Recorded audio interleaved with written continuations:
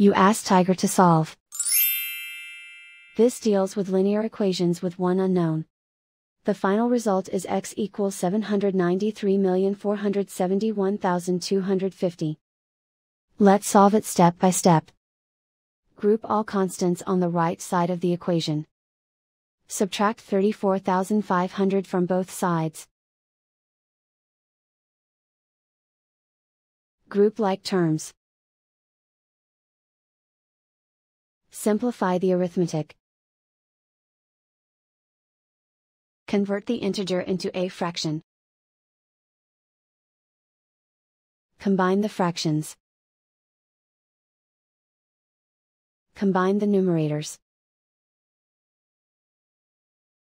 Isolate the x. Multiply both sides by inverse fraction 23,000 over -1.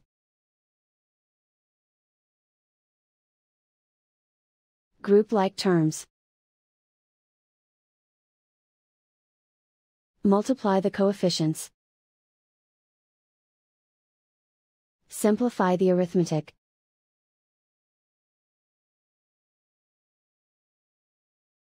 Multiply the fractions. Simplify the arithmetic.